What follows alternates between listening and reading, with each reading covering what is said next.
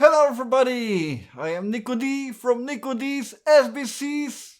So my YouTube channel now has got 4,000 subscribers, so 4,000, that is nice, that is great. Thank you to all those who have subscribed, but it is also kind of a disappointment because I hoped after 6 years of doing this to reach more. I hoped more like 10,000, but well, I'm not there yet.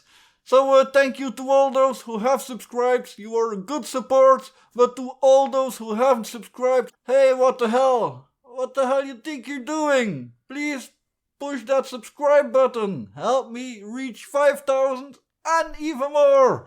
So in this video I'm gonna talk about how I became NicoD's SBCs, so how I started reviewing single board computers. I'm gonna talk about my most important single board computers that I gathered on the way. I've got a lot more of them, but I'm just gonna talk about these. So to start off, I talked about this earlier in an earlier video. So when I was 10 years old, I got in touch for the first time with a computer on school. So we had a classroom with old computers, 286 or even 8086 PCs, no colors. It was just yellow and black displays.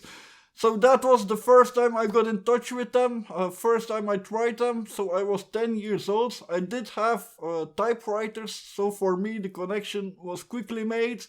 I thought, wow, this is amazing, I can type without having to waste paper, and if I make a mistake, I don't have to use Tipex to mark it out. So that was nice. I thought, I wanna have a computer, but of course I was 10 years old, I didn't have the money for a computer, so I started saving for it. So I saved every month, I had a little bit of money, and then when I was 11, I could do my communion together with my brother. He was 12, I was 11, so we did it together. So I could do it 1 year early than my classmates, and with the money that I got on my communion, I was able to buy my first PC. So my first PC was a 286 with a half megabyte of RAM, and I loved it a lot. It had a color display, 16 colors, so that was great. The first things I did was Prince of Persia, of course. There was Paint, not MS Paint, but DOS Paint, I don't remember. So there were a lot of old programs that I used on it. Aquanoid is something that I used on the first day that I had my computer. So when I had my first computer, everything started. I got the bug, I got really addicted to computers. So a year later, I think, I already bought my second computer, so a 486.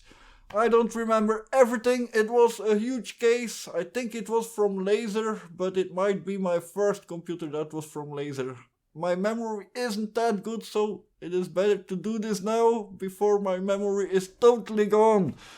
So I bought my second computer, a 486, and that was great. I think 66 megahertz. It was a nice computer. Oh, it was a high tower. Yes, I think it was in a high tower. Yuri, my best friend, will know all these details, so I will show him this video and ask him to write down all the correct details. So I had a 486, then I started working when I was 15 as a dishwasher. Not a dishwasher, I washed dishes, I wasn't a dishwasher, but I washed dishes, and with the money I earned from that I bought another computer, so that was the AMD K62. 300 megahertz, yes, and I think that was the one. I think that was the one that had a voodoo, but it might be. Yeah, I'm not sure of it when the voodoo came. Maybe the voodoo was already in my 486. I don't remember, but yeah, we had a voodoo, and everybody had a voodoo. I could buy voodoos for cheap, but I had to buy them in a pack. So I bought one for Yuri, I bought one for Lan, and they bought it we bought them together, and so we didn't have to pay that much for our voodoos. We all had voodoos. We could play together. So what we did was we brought our huge PC cases in wheel. So we used to put our huge cases in wheelbarrows and bring our PCs to each other to play games against each other. And Yuria and I also knew an old friend. So he was an old guy who also was very interested in computers. He did a lot of hardware stuff, and he always had the latest, newest things.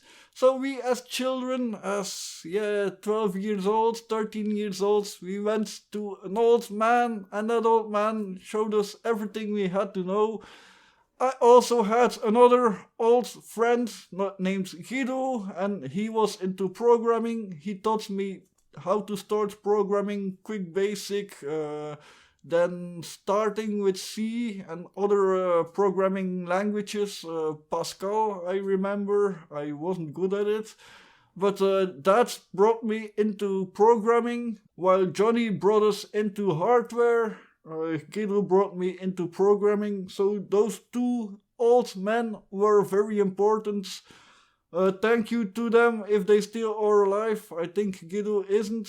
Johnny still is alive. So Johnny, you are an amazing man for everything you've done to us.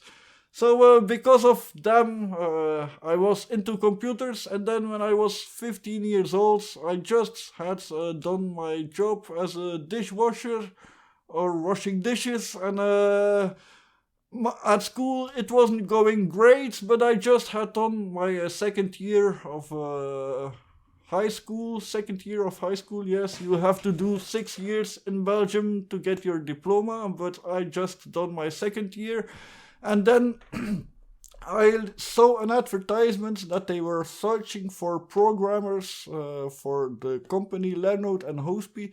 Lernout and Hospi used to be a speech technology company that it became very big in Belgium and over the world. So Lernout and Hospi, so let's go back.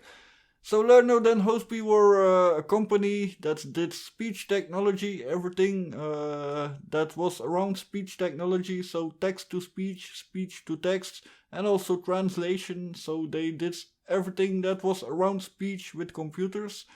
So they started in about the 90s, I think, and by 99 they were a huge company, so thousands of people worked there, and they were searching for programmers. So I read it in an article in a paper, and I thought, oh my god, that's something for me, but I was only 15 years old, so I was too young to do that. But I thought, well, I'm gonna participate in the tests. So we went to Ipper, and there on an evening there was a whole crowd, everybody doing the test. So I thought, I'm not gonna have any success over here, but well, I'm gonna do my test. So I did my tests. The test went good.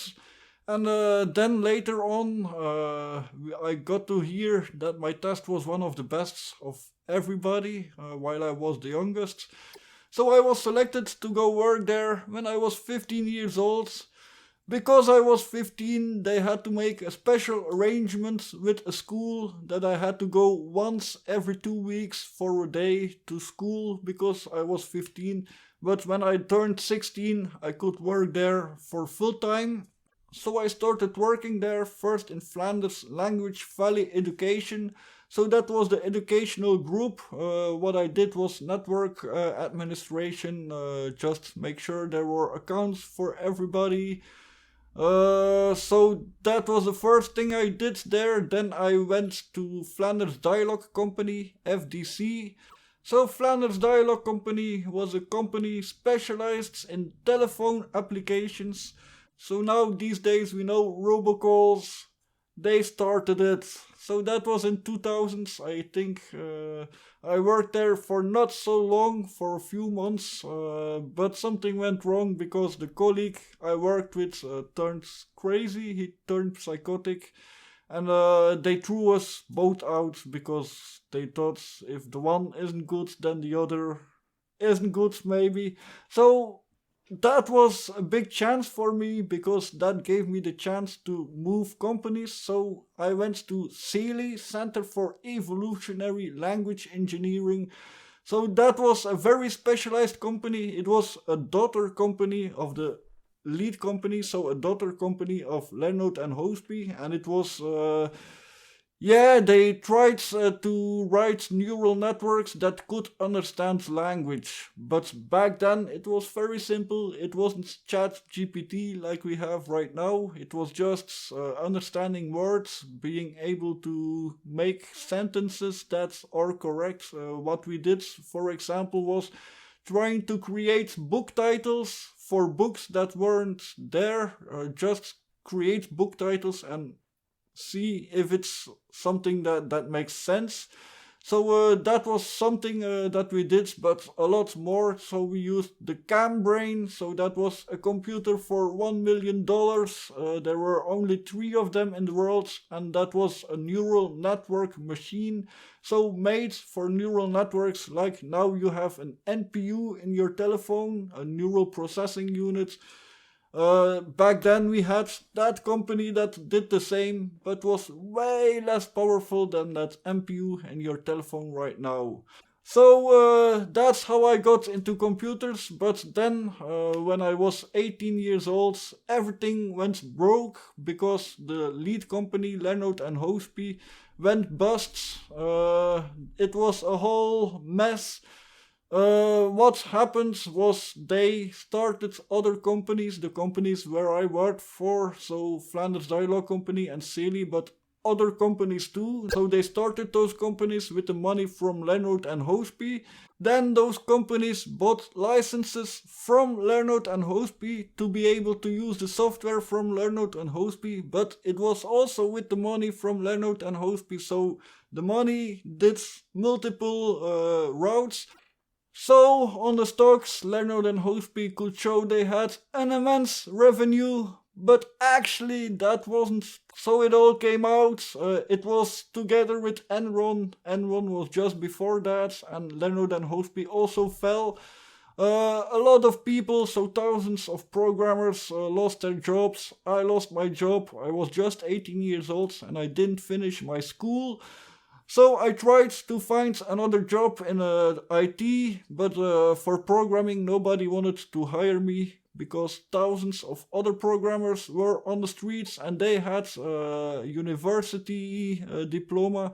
I didn't have anything. I only had one thing, a certificate that I worked for Lernode and Hospi, but that certificate was worth nothing because Lernode and Hospi didn't exist anymore, and nobody else had that certificate. I was the only one in my class that did programming. All the others did network admin or web design or other things. I was the only one who really was programmer. So I lost my job. I couldn't find another job as a programmer. I worked as for packing chips in boxes. I did that. I worked in pralines, chocolatery, packing chocolates in boxes. I've done a lot of dishes. I've done mailman. I also done IT again. So I also was a PC technician for 2 times. I didn't like that. Customers can be very annoying at times, so I didn't like that. So I lost all interest in computers for more than 10 years. So from 2005 to 2015 about. And one of my hobbies was, of course, riding my bike. I still love riding my bike. I've been doing trips with my bike for many years. So one day I thought it would be nice if I could film my trips, if I could use solar panels to charge my batteries, if I could use a computer to edit and render those videos. But back then I didn't know anything about single board computers, so I started investigating, and the first thing I came up with was, of course, the Raspberry Pi. So I bought a Raspberry Pi 2B. This is my first SBC that I ever bought. So this was nice, but this wasn't powerful enough. So the second SBC that I bought was this, and this is the Odroid C2.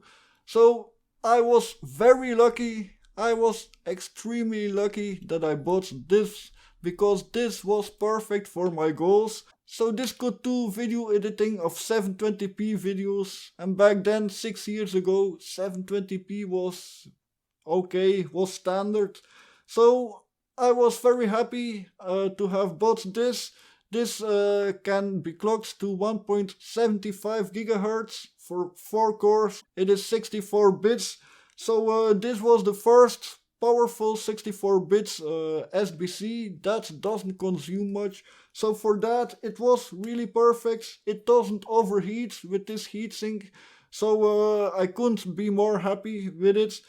So then I thought, well, I want to improve on this. I want to be able to edit in 1080p. So I did a whole trip with this. I went to Denmark and back, and I edited and rendered all the videos with this, and put them on YouTube when I found internet. So it done a great job.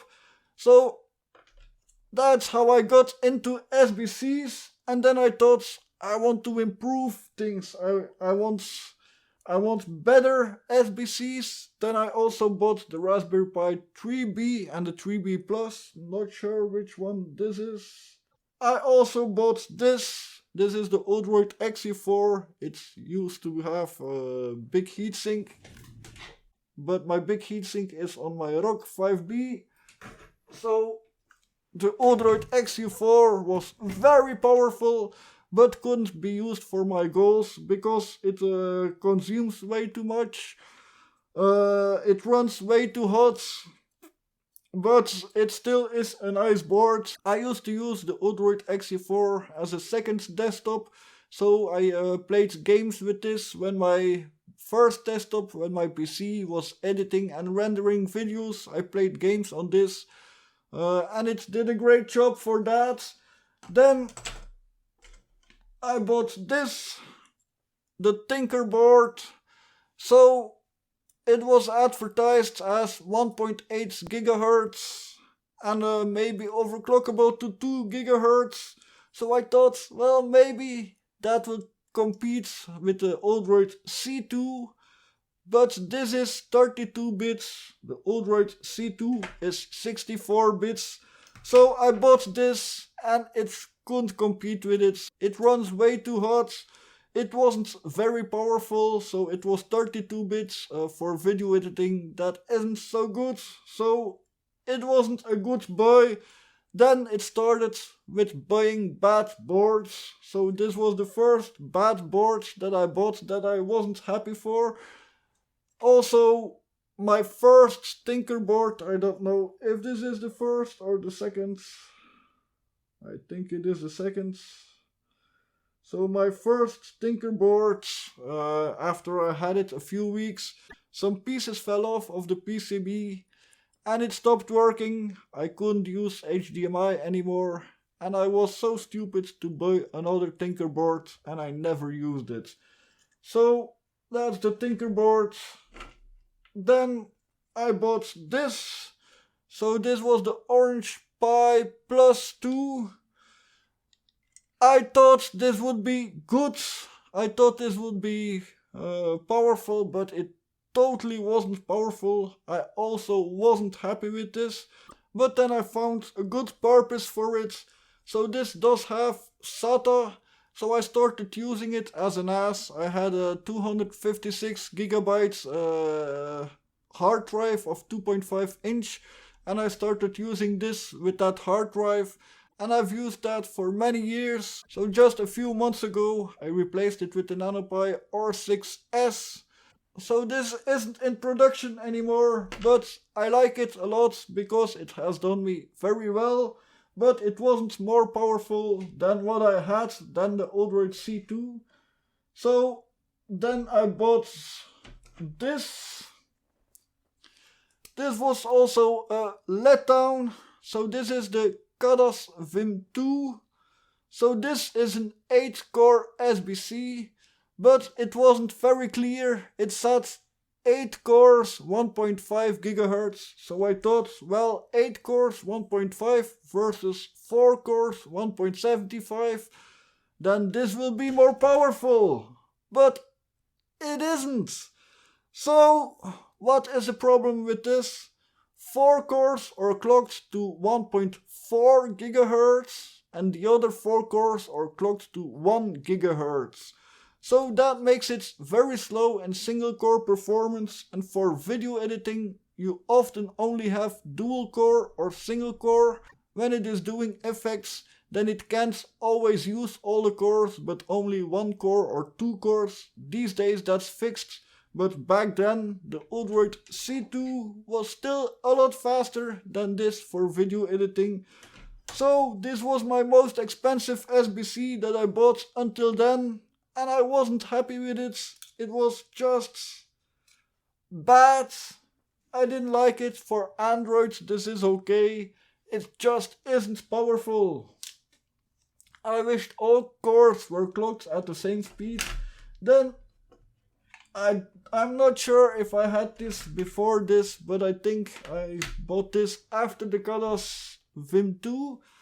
So this is the Nano PC T3 Plus.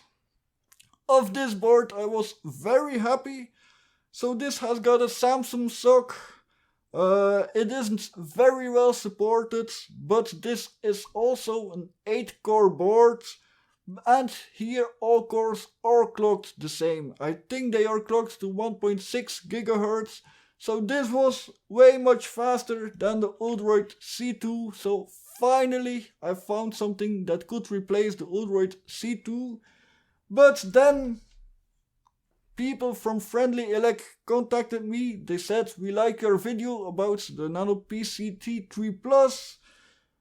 Are you willing to review another board of us? So the NanoPi M4, it was back then. This is the M4 version 2. I don't have the M4 anymore. I gave it to the kids. So this is the NanoPi M4 version 2. I had the M4 from Friendly Elect. They gave it to me to review it.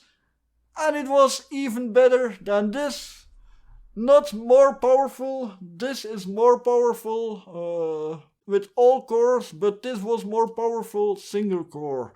And again, for video editing, the single core was important. So these had A72 cores clocked at 1.8 gigahertz, overclockable to 2 gigahertz. So this was more powerful than my Odroid C2. And finally, for the first time, I went on a trip with a better SBC than the Odroid C2. So I went with the NanoPi M4. It's done me well. The NanoPi M4 could edit 1080p video and render it to 1080p. So that's how I got on this. Then I also started using it as a main desktop at home. So for a long time I left out my computer, my PC, and I used this, and it was good. It was fast enough. But these days it isn't fast enough anymore. Then we get to the Odroid N2 Plus. I first bought the Odroid N2. Then when the Odroid N2 Plus came, I bought the N2 Plus.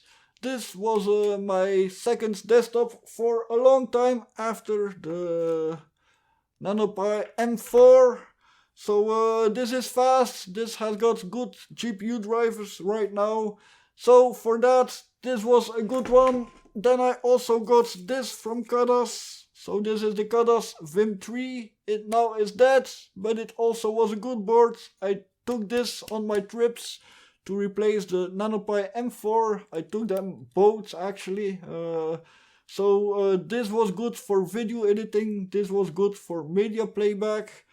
So that is how I got into SBCs and why I'm still using SBCs. So I was making videos about all these boards. The first video I made was about the Tinker board. Were just some tests I was doing. I was stoned as an MF. And I was doing some tests and I thought, well, let's film these tests. And about 6,000 people watched that video. So I thought, well, that is doing way better than my travel videos. So let's make more SBC videos. And that's how I rolled into this YouTube channel. And now companies keep sending me new boards today. 2 more companies told me to send me new things. So a new NanoPi R6C they are sending me now. And also another Mechatronics HDD. So that will be great. So one of my next videos will be about the Mechatronics board. So here is the Mechatronics Mini. I will review this together with the Mechatronics R58 4G. So these are now the boards that will replace all these boards for my trips. So the one I want for my trips is this, the Kadas H2. What I want is the metal case for it. The H2 is great for all the goals that I want, so I just want the metal case so I can put it on the back of my display and then it will be an awesome travel thingy. So this can probably do 1440p video. I still have to test it because Kdenlive isn't working well on Jammy, so I will have to compile it myself. But I haven't needed it yet. So that is it. I think that is how I rolled into single board computers. I'm not earning a lot of money with it. Sometimes some people give a donation and I'm very thankful for that. It's because of those donations I can do this. I bought the I bought the Raksha Rock 5B with the money from donations. So it was very expensive, so I couldn't have bought it without the donations. I have got one Patreon or one patron. Please become a Patreon please become a patron. It helps me a lot. Just for $1, $2, $5 maybe a month. I don't care. It doesn't have to be much, but every little thing helps. I cannot keep on doing this if I don't earn a bit more money with it. I think you can understand that. So now I can still do it because I have health problems, but if those health problems can be fixed, then I will have to stop reviewing SBCs, or I will have to earn more money, but I don't think it is possible to earn money doing this because my channel is too small for that, and yeah, maybe with a sponsor, but we will see. Now I am just babbling, so I will stop the video here. So thank you all for watching. Let's hope we will reach 5,000 early, very soon, so all subscribe to my channel. Thank you for subscribing, so thank you for being on the ride with me. So see you all later, bye!